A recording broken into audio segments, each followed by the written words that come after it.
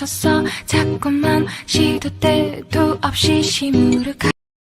Hi guys, welcome back to my channel. In this video I'm going to share my first FSB experience, and first of all I would like to say sorry because of this noise. Okay.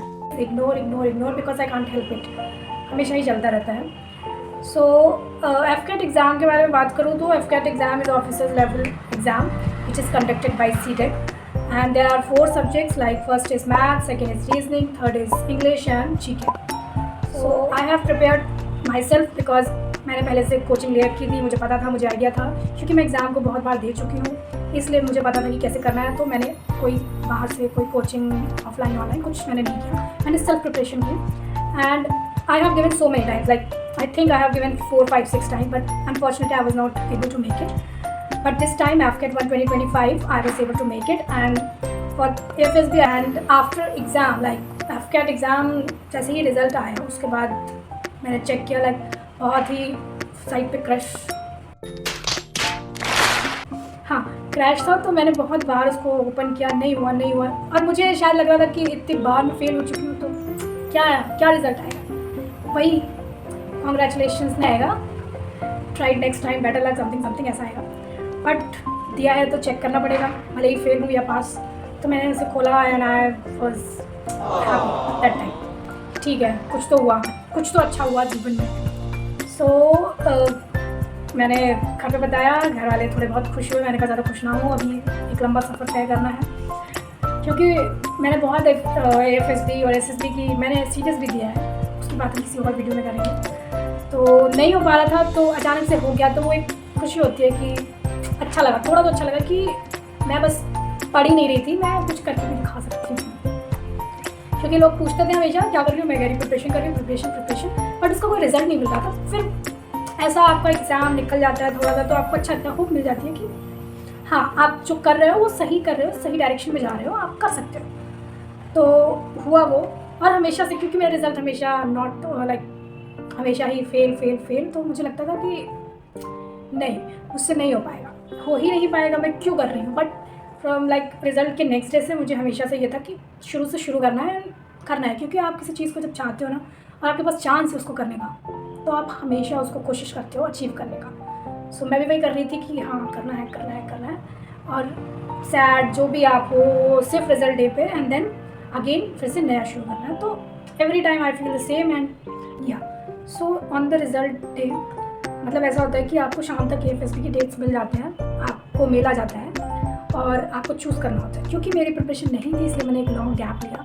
मैंने result आ गया था मई में, और मैंने अपनी जो FSB की dates ली थी वो मैंने ली अगस्त की. तो मेरे पास एक प्रिपरेशन का टाइम था, क्योंकि मेरी प्रिपरेशन नहीं थी, इसलिए. आप जल्दी भी ले सकते हैं, आपकी चॉइस है. अगर आप पहले से प्रिपेयर हैं, आप साथ में अपने एग्ज़ाम भी कर रहे हैं, तो आप जल्दी भी ले सकते हैं. क्योंकि मेरी थी, इसलिए मैंने थोड़ा लेट लिया कि मुझे थोड़ी प्रिपरेशन का टाइम मिल जाएगा. तो मैंने डिसाइड किया 4 अगस्त first FSB Dehradun, and then उसके बाद मैंने प्रिपरेशन स्टार्ट की. लाइक उसमें भी टेस्ट होते हैं, जैसे कि PPT, VAT, SRT, interview, ground task होते हैं, वो सब चीज़ें मतलब थी. तो मैंने जो ग्राउंड था ऑफकोर्स वो मैं ऐसे नहीं कर सकती थी, बट जो कॉपी पे लिख के हम प्रैक्टिस कर सकते हैं, तो वो मैंने रोज़ 10 SRT, 10 VAT और एक PPT की पिक्चर स्टोरी लिखना, Sunday to Sunday TAT practice करना, वो सब मैंने करना शुरू किया. एंड लास्ट के 1 मंथ में, लाइक मेरा अगस्त में था, तो मैंने जुलाई में एक बैच ज्वाइन किया था. वो था FSB के लिए, मतलब उसमें SSB के बच्चे भी थे. FSB थोड़ा सेम ही होता है, काइंड ऑफ सेम, बस वो आर्मी का होता है, ये एयरफोर्स का होता है. तो ये डिफरेंस है दोनों FSB और SSB में.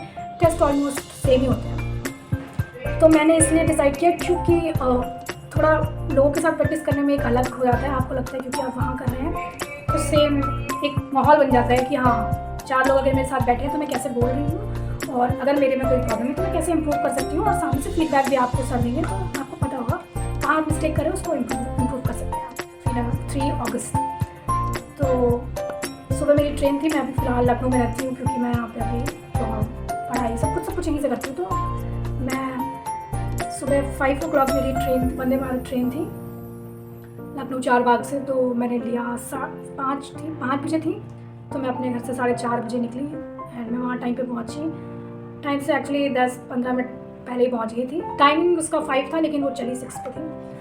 फिर मैं पहुँची 1:30 आई गेस, 1:30 पे मैं देहरादून पहुँच गई थी. एंड देन मैंने कोई सबसे बड़ी गलती, मैंने कोई भी बुकिंग नहीं की थी पहले से कि मुझे कहाँ स्टे करना है, कहाँ क्या। बट हाँ, मैंने एक आइडिया ले लिया था अपने फ्रेंड से कि उसने मुझे कुछ जो वहाँ पे होम स्टे वाले होते हैं रूम्स, तो उसके नंबर दिए थे मुझे, क्योंकि वो बहुत बार जा चुका है। तो उसने मुझे बताया कि इनसे कांटेक्ट कर लेना, तुम्हें मिल जाएगा। तो फिर जब मैं वहाँ पहुँची, मैंने कॉल किया उनको, मैंने उनसे पूछा रूम स्टे एंड पैसे वैसे एंड सब कुछ, तो उन्होंने मुझे बताया। तो मेनली मेरा फोकस था कि मुझे सेंटर से दूर नहीं जाना है, क्योंकि मुझे सुबह मॉर्निंग में जब आई थिंक 7 o'clock रिपोर्ट करना होता है, तो मुझे वो करना था। इसलिए मुझे लगा कि मुझे सबसे पास में लेना चाहिए। तो मैंने सबसे पास में जो था रूम मैंने वो लिया। एंड जब वहाँ सेंटर के पास, मतलब उस रूम के जस्ट पास में ही सामने से सेंटर दिखता था, ऐसा था। तो मैं पहुँची एंड आई वॉज वेटिंग की, क्योंकि मुझे एग्जैक्ट घर नहीं पता था, तो मैं वेट कर रही थी। फिर वो जो अंकल थे ओनर, वो स्कूटी से लेने आए मेरे को। फिर मैं वहाँ गई, मैं वहाँ, मुझे लगा क्योंकि अब नेक्स्ट डे सबकी वो होगी, मतलब सबकी FSB है, तो बहुत सारी लड़कियाँ होंगी। लेकिन मैं जहाँ गई, मतलब उस घर में जो स्टे वाला होटल बोल सकते हैं, बट वो घर था, होटल नहीं था। तो मैं जब वहाँ पहुँची तो मैंने देखा वहाँ पे एक ही रूम में 3, मतलब बेड भी नहीं है, 4 बोल सकते हैं, वो पड़ी हुई है। सोफ़ा पे भी कुछ ना कुछ बिछा रखा है, जिससे कि जो भी आएगा। तो मतलब एक रूम में आई थिंक 5-6 लोग जो गर्ल्स थी वो स्टे कर रही थी। जब मैं पहुँची तब उस वक्त कोई नहीं था। उस वक्त जो भी 2 लड़कियां पहले आई होंगी वो बाहर गई थी। तो मैंने अपना सामान रखा। फिर मुझे लगा कि मुझे कौन सा घर बसाना है, बस 1 दिन का रुकना है, वो भी रात रात, उसके बाद तो मुझे सुबह चले जाना है। तो वही मैंने ले लिया। मैंने कहा ठीक है, अब ज़्यादा नहीं बोलना है रहने का। मैं जब पहुँची वहाँ कोई नहीं था उस वक्त। थोड़ी देर में 2 girls I and hi hello किया। एंड मतलब विदिन 20 मिनट्स तो ऐसे हो गए, हम 3, जो 2 थी वो और मैं, ऐसे हो गए कि हम इन्हें बचपन से, या मेरे मतलब ये कब से मुझे जानती है, जबकि मैं कभी नहीं मिली उनसे। पता नहीं कब से वो लोग मुझे जानते हैं। अपना दुख हम लोगों ने सुनाना शुरू किया। कोई बोल रहा है मेरा क्या, मतलब एक बंदी थी जो, उसका नाम लावण्या था, उसका तो वो बहुत बार कॉन्फ्रेंस आउट थी। एक थी जिसका फ्रेशर था, वो मेरी तरह थी, उसका नाम रक्षा था। तो हम सब ऐसे बात कर रहे थे जैसे हम बहुत पुराने दोस्त हैं। एंड फिर हमने, मतलब बाहर हम गए, हमने खाया थोड़ा बहुत शाम को, एंड देन आए वापस। फिर जो एक्सपीरियंस थी लावण्या, उसने हमें बैठ के पूरा ज्ञान दिया क्या क्या करना है और क्या नहीं करना है, मतलब डिटेल में एवरीथिंग शी वाज एक्सप्लेनिंग कि ऐसे करना है, ऐसे करना है। तो हम वी आर लाइक हाँ माता ठीक है, ओके, अच्छा, और ऐसे इसमें क्या करना है, इसमें क्या करना है, सुबह क्या होगा। तो हम वो सब बता रहे हैं, मतलब वो हमें तो बता रहे हैं, हम इससे ज्ञान प्राप्त कर रहे हैं। फिर हम शाम को मतलब आई थिंक 10 बजे हम सो गए थे, क्योंकि मैं जल्दी सुबह उठना था। तो ऐसे हमारा मतलब सो गए। फिर उसके बाद हम सुबह जल्दी 5 बजे आई थिंक हम उठ गए थे। फिर एक एक करके सबने वॉशरूम जाना शुरू किया एंड रेडी होना शुरू किया। उसके बाद मेरी इतनी किस्मत ख़राब है, जिस दिन मेरा इंटरव्यू था like 4 August, the whole day was raining. मतलब इतनी बारिश, माय गॉड क्या बताऊँ। मतलब यहाँ इस ब्लॉक से अगर आपको उस पर जाना है तो आप भीग जाओगे, ऐसा था। तो जब हम रेडी होके गए, हम निकले, और वहाँ पे ऑटो भी, मतलब लूटते कितना है यहाँ से, मतलब डिस्टेंस कितना मैं बोलूँ आपको, बहुत कम डिस्टेंस था, बहुत कम। आप चल के जा सकते थे, लेकिन आप भीग जाते बिकॉज बारिश थी। तो हमने डिसाइड किया कि मतलब कुछ लोग तो अपना अम्ब्रेला लेके आए थे, तो वो उससे जा रहे थे। अब मेरे पास तो था नहीं, मुझे तो आइडिया नहीं था अब कल बारिश होनी है, कुछ ऐसा पता था। तो फिर ऑटो आया, ऑटो ने फिर आई थिंक 100 रुपीज़, इतना कम डिस्टेंस एंड 100 रुपीज़ वो चार्ज कर रहा है, क्योंकि मजबूरी है तो जाना पड़ेगा, कुछ कर नहीं सकते। फिर हमने उसको 100 रुपीज़ दिए। फिर हम पहुँचे, मतलब 100 पर पर्सन ऐसा। फिर हम सेंटर पे पहुँचे, वहाँ भी बारिश। अब गाड़ियाँ भर के, मतलब जितने भी बच्चे थे, गर्ल्स, वो सब बैठ रही है, गाड़ी भर रही है और जा रही है, ऐसा था। फिर 2nd या 3rd उसमें हमारा नंबर आया, तब हम बैठे, हम गए अंदर। एंड देन शुरुआत में 2 डॉक्यूमेंट्स, आपका कॉल लेटर एंड आपका आधार कार्ड, वो दोनों निकलवाए उन्होंने, और सारा सामान एक तरफ करवा दिया एंड लाइनअप हो गए। उसके बाद वो चेक हुआ हम सबका। फिर उसके बाद हमारा चेक हुआ एंड देन हमारा फिर वो जो फ्रेशर्स थे और जो रिपीटर्स थे, उन सब के डॉक्यूमेंट्स अलग अलग, कि कोई अगर पोस्ट ग्रेजुएशन में है तो उसका, वो अगर चल रहा है उसका, तो उसके पास सर्टिफिकेट नहीं है, डिग्री नहीं है, तो वो भरवाते हैं, बोनाफाइड सर्टिफिकेट्स भरवाते हैं। तो वो सब अलग अलग रखना था, फ्रेशर्स का, ट्रैवलिंग वाला, वो सब रखना था, वो सब रखवाया। एंड देन हमें ब्रेकफास्ट के लिए भेजा और बोला ब्रेकफास्ट के बाद लाइनअप करना। तो हमने सुबह सुबह गए, मंडे था, सावन चल रहे थे, मेरा फास्ट था। फिर मैंने चाय ली, और जो मेरी 2 फ्रेंड्स बन गए थे FSB में, उन लोगों ने ब्रेकफास्ट लिया और उन्होंने अपना ब्रेकफास्ट खाया, मैंने अपनी चाय पी। एंड देन हम लाइनअप हुए। मैं और अक्षा फ्रेशर थे, तो हम एक लाइन में थे, लावण्या जो थी वो नेक्स्ट रिपीटर्स वाले उसमें थी। फिर हम लोग गए, फिर हम ऑडिटोरियम में गए। ऑडिटोरियम में लाइनअप के बाद बारिश कंटिन्यू हो रही है उसमें, ठीक है, बारिश लगातार। उसके बाद टेस्ट ब्रीफ किया गया हमें पहले। तो फर्स्ट टाइम मैं मतलब दे रही थी एफकेट एग्ज़ाम, तो OIR टेस्ट होता है। तो उन्होंने पहले मैम आई, उन्होंने पूरा ब्रीफ किया एवरीथिंग। उसके बाद फिर हमें वो बैच नंबर मेरा 69 था एंड हमें एक वो पैड रखने के लिए दिया जिस पर हमें अपनी शीट वगैरह रखनी थी। एंड उसके बाद फिर लाइनअप हुए, फिर हम अंदर आए, फिर से हमें टेस्ट का ब्रीफ। फर्स्ट डे पे 2 टेस्ट होते हैं, OIR एंड PPT।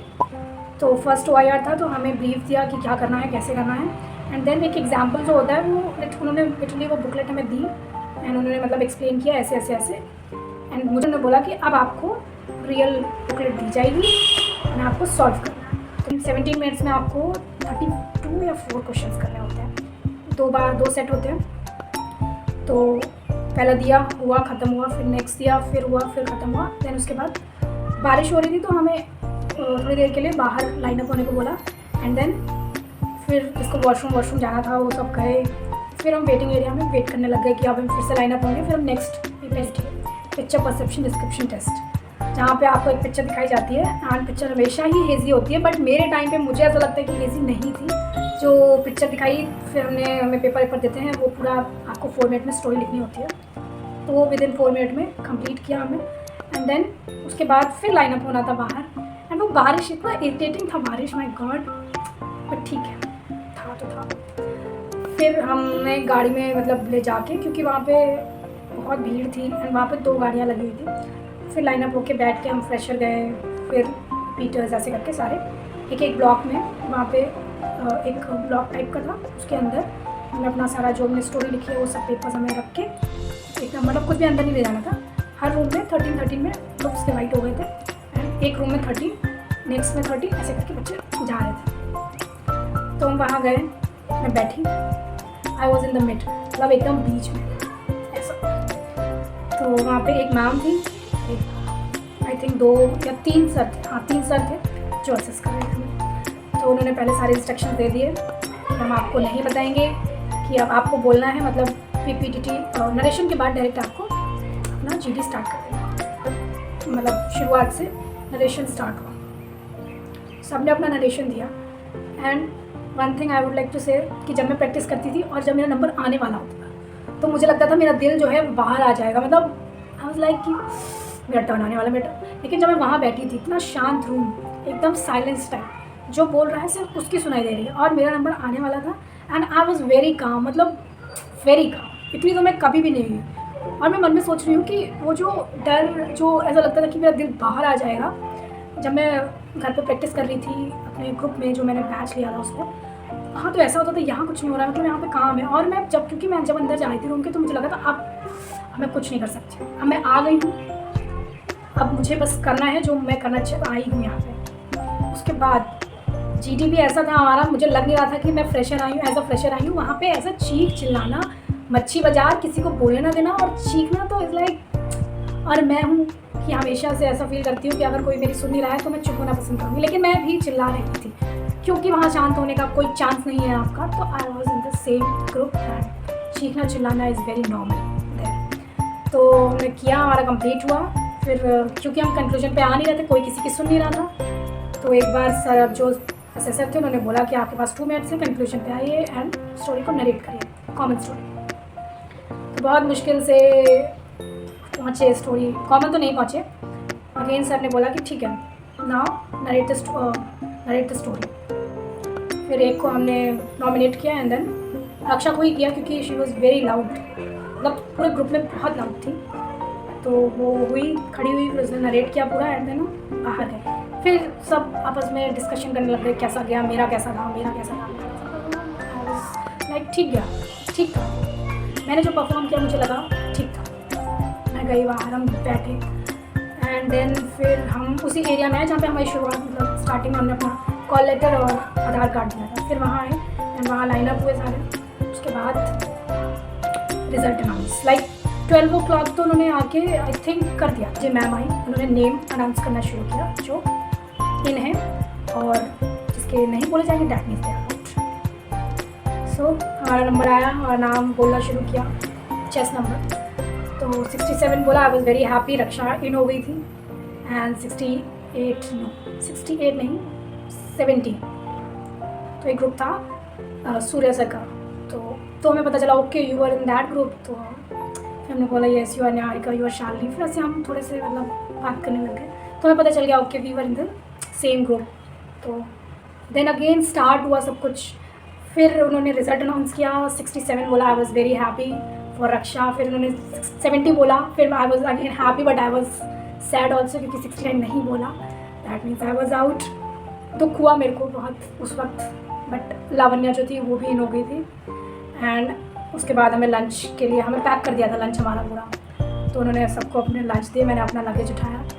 एंड बारिश कंटिन्यू और तेज़, मतलब पानी पूरा भर चुका था और आई वॉज इन फॉर्मल, तो ऐसा लग रहा था कि जल्दी मैं वॉशरूम जाऊँ और मैं ये कपड़े हटाऊँ और मैं नॉर्मल से कपड़े पहनूँ। और मैं फर्स्ट मतलब थॉट था कि मैं घर जाऊँ चुपचाप से, क्योंकि मुझे अच्छा नहीं लग रहा था।